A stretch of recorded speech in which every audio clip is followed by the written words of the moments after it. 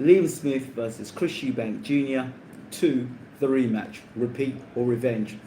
So in my pre-fight prediction, I talked at length about what I thought both guys were going to do. I said I didn't expect Liam Smith to do too many changes.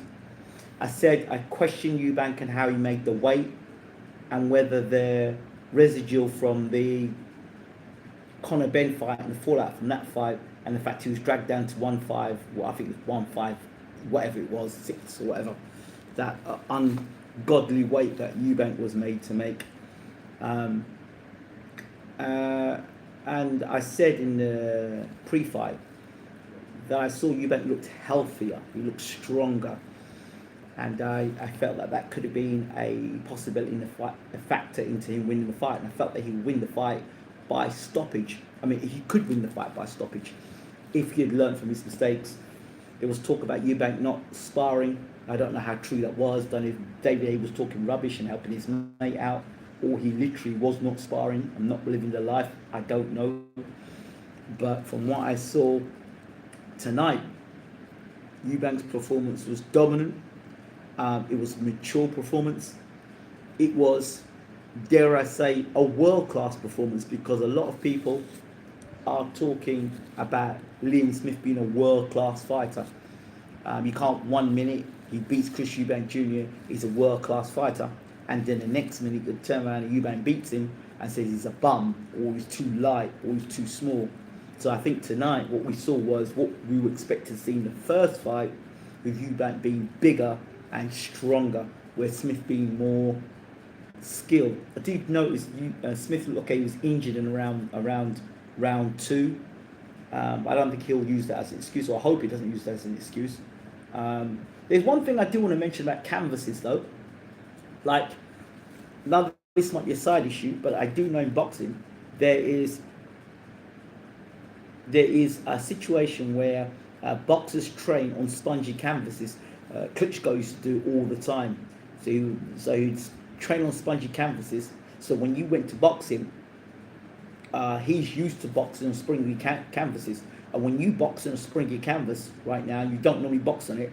It takes the spring out of your legs, especially if you're someone like Liam Smith, who likes to bounce and bounce and bounce on a springy mattress, on a springy apron. If his team are not smart and have not checked their mattress properly, or the canvas properly, when you're springing like this, you're springing. The canvas itself saps your energy very quickly, so it reduces your movement. So if you're a guy that does a lot of this stuff, and it's a lot of your movement, how you get in, and you use that flat mattress or a flat canvas to bounce and get your energy and do your stuff. When you're on a canvas which is sapping your energy, it literally it's like a sponge. A lot of your energy, your footing, can't get your footing right the same way. That also, may I add, is the way how Vitaly Klitschko, I think he fought a Cuban fighter. The guy was either unbeaten or he's a very good fighter, and he twisted his foot in about the second round ankle. Can never remember the guy's name was. He was a dangerous heavyweight. Never saw him after that. But that was an example. And of course, the most famous example is when, of course, Tyson Fury boxed Vladimir Klitschko, and they found out about the canvas there. Another example of canvas bouncing around. I'll give an example. I think it's Vitaly Klitschko again. But again, when you're in those canvases, when you use those sort of canvas, you can't bounce up and down. It doesn't allow you to bounce up and down. Good evening, Shook. Good evening, John. Good evening, Shane. I'm not ignoring you. I've just seen your messages now. So the tactics I would have given to Chris Eubank Jr. was to stay in the centre of the ring, stay off the ropes, and walk Liam Smith back. Walk him back and let your shots go. And we saw that, and we now know that Chris Eubank Jr. has a Pacquiao mentality about him. In other words, you can knock him out, but he can come back and fight as if nothing happened. There's a few fighters like that. He's boxed like that. Dillian White, when he got knocked up by Povetkin, came back, throwing guns blazing. So yeah, I like what I saw. I liked a lot of what I saw of Chris Eubank Jr. tonight. I really did. Mature performance. You know, he He was able to duck under the right hand. He was able to break Smith's rhythm by tying up, getting close, not allowing Smith to unload with punches, and get any rhythm or get him across against the ropes. So I really like the way what I saw of Smith tonight, of Eubank tonight. He was disciplined. Yes, you could see Bomac had some effect with him on the corner. Stay in control, stay focused, stay in control, stay disciplined. So it was good to see that from Eubank. He boxed like the bigger man in there. He used his physicality. He leaned on Smith. He held him inside and tough. Smith couldn't push him around like he did the first fight. So it goes back to make me believe that Eubank was weight drained for that fight. And it was good. And Eubank hurt Smith early in the fight. And after he hurt Smith, there was really nothing significant from Smith through that, moved Chris Eubank Jr. I guess now people will clamour for a fight with him against Conor Benn, or a fight against somebody else like Kell Brook. I would advise Chris Eubank Jr. to stay well away from fights like that. Stay well away. Good evening, John Smith. Stay well away from talk of Kell Brook. Take talk of Conor Benn. Conor Benn's done nothing. Kell Brook's retired. Those two fights he doesn't need. If he wants a cash out fight, he can cash out of any of them two fights afterwards. My thing now, you've beaten Liam Smith, go and fight for a world title. Fight now. I don't want to hear anything else about, we're gonna fight for a world title. Whoever the world champion is at middleweight, you need to fight for the world championship. I'm sorry, because you can't afford another Liam Smith situation to happen to you. God forbid, Kell Brook spinning camp and he hits Eubank with something stupid like that, or he gets hit with something stupid by Kell Brook, or he fights Conor Benn, and Conor Benn, I don't know, I don't even want to talk about that guy. So he doesn't want that situation, so avoid all of that. Just fight for a world title. Congratulations, Chris Eubank Jr. You proved me wrong. I didn't think you could outbox Liam Smith. I really didn't. I did believe you could stop Liam Smith, and I did believe that if you were on weight and you were healthy, you could do well. And what people expected in the first fight is what they got in the second fight, but they didn't take into consideration, I think, the weight. Yeah, maybe so. Let's go through these comments quickly and get out of here. BWTM, salute. Liam could use that elbow. No more magic elbow for Liam tonight. Good evening, Liam. Good fight tonight. B&B team is a good fit for Eubank, and Bomac kept him disciplined. Now let's see if Eubank has enough sense to stick with him and follow him. Yeah, I like that. I do like that. Ingram looks like he's been training hard, ready for a comeback. Well, I don't know if you've seen it yet, but I hosted my first show on national television. That was for the Cricket World Cup. I saw the trophy. It was in Lagos, Nigeria, and for my TV station, not my TV station, the TV station, Tiwa Television, Sports Spectacular. I uploaded it on my cricket channel. It should show in the playlist. But yeah, I saw the World Cup on Wednesday. I saw it on Wednesday, and I brought all my academy players. You'll see 2 busloads of kids. I think we took like 250 kids there. So it was a really good thing to see, and a good thing for me. And also met again the president of World Cricket for the second time. I met him with my team before, and then I met him again, and he congratulated me on getting a level 3. So it's not bad out here. I definitely would have got those opportunities if I was in England. So I'm getting to meet some really top people out here being in Nigeria.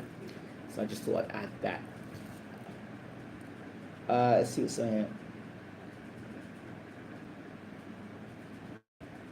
here.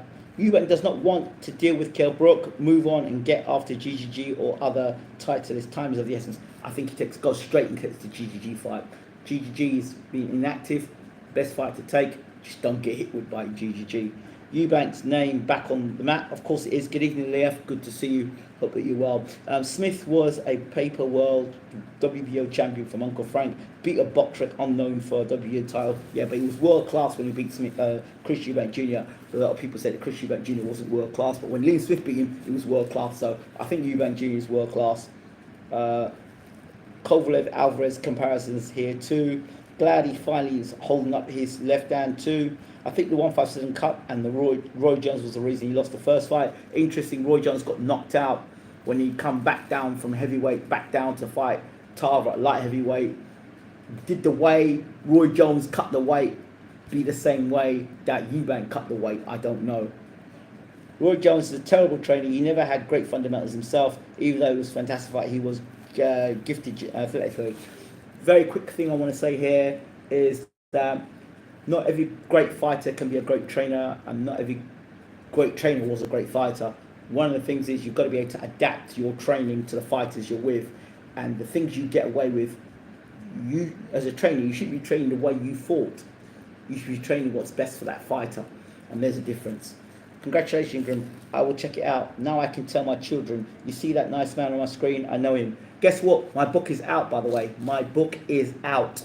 I haven't, well, it's out, meaning that I just published it. But can you believe the publishers for my book? Let me listen to this one. My publisher of the book here, I did the bio. And on my bio it says, level 3 cricket coach. Of course I want to sell that point.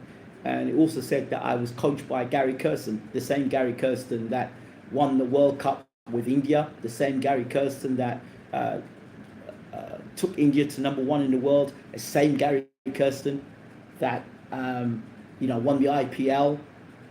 You'd love to have that on your bio, but bloody hell, I've got to look at back at my bio. My bio says Ingram Jones is a cricket coach, a professional cricket coach. That makes a big difference, between level 3 cricket coach that's being trained by Gary Kirsten and Ingram Jones is a professional cricket coach. So I've got 200 of those books, which I'm going to sell in Nigeria, and then I'm going to do a revision. I'll do a revision with that information in the back of the book. So that's where I am with that. But the book is out. If you look at if you go on this page, or you go on this YouTube channel, you'll see in the shorts the inside of the book. It was meant to be colour, they did it in black and white. You can never get the people,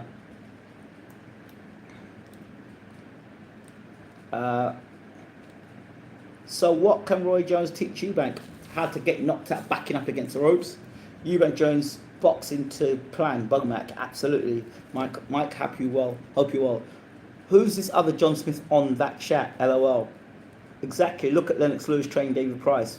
Roy Jones, too much ego, wanted it all about him, even as a trainer. Eubank Jr. need fight flat-footed boxer at 168. He'll be world champion.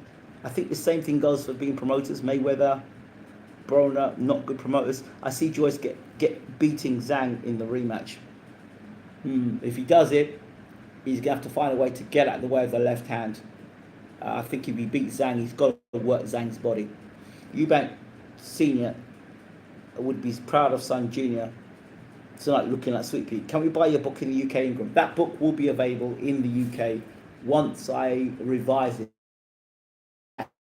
Book in the UK, in the state it is at the moment, meaning it's not in colour and it hasn't got my credentials on it. So that book can be sold to the youngsters here. Message Joyce, your face is not a punching bag. Well, no, that's his own fault and the media for talking about Joyce. One other thing I want to quickly say about, I will move on to it. I don't see much of a future for Daniel Dubois in boxing, to be honest with you. Mentally, the young man is damaged. I don't believe that he has what it takes to become a world champion. A legit world champion. When I say legit, top 10, legit heavyweight champion of the world, fighting the top 10 guys in the world. Don't see it happening. I think, I always question his mentality, and I now question his punch durability.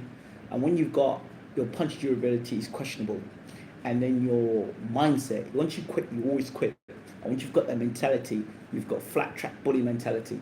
That means that Dubois will beat up on guys, but if any guy decides to punch him back and starts throwing punches back at him, and that can hit hard and is not intimidated. It's the end of Daniel Dubois. Zhang too much for Joyce. I hope wrong, bro. Joyce got to move off the line. DDD need watch Frank Bruno. DDD quit. Yep, I think he did. I think he'll quit in other fights. I do think he'll quit. Anytime it starts getting hot, he's looking for the canvas. I said this before. I said it in my preview. It doesn't matter if Don Charles is training him. It doesn't matter if James Ali Bashir is training him. It's it's a dead donkey, to be honest. It's a dead donkey. It's not happening. The only way Daniel Dubois is able to continue his boxing career is to fight guys like Bingman and guys like that, because anybody who's is mentally strong, or anybody who is going to throw punches back at Daniel, it's not happening. And to that gentleman that told me that Usyk doesn't punch hard enough, okay, my friend, he said, Usyk doesn't punch hard enough. Usyk won't stop Daniel. Okay, well, he stopped Daniel. End of that conversation. So, it is what it is. I could have told you that was going to happen, because I said to you in sparring, Dubois quit in sparring. Not quit, but he just didn't have the cojones in sparring. And because of that, I didn't think he'd beat George Joyce. So, that's it. I think he's finished, personally, Dubois. Because every heavyweight in the world is going to know, if you put it on him, he cracks. I know Ingram was just looking at the last Dubois fight, smacking his forehead, yelling, bruv. Yeah, well, that's what it is. That's exactly what it is. Anyway, I've got to go, because I've got to do... Check me out on TikTok, ECSM2. ECSM2, you'll see all the videos there. Also, do check out Ikorodu Community Cricket. Check it out as well, because that's where the videos are. But you can just check down on the playlist on BWTM Sports, and you'll see in the playlist the video there. It's the ICC World Cup Trophy Tour. Check it out, have a look, hope you enjoy it. Much love to you all. This has been BWTM Sports Gaming, and I'm out. Take care.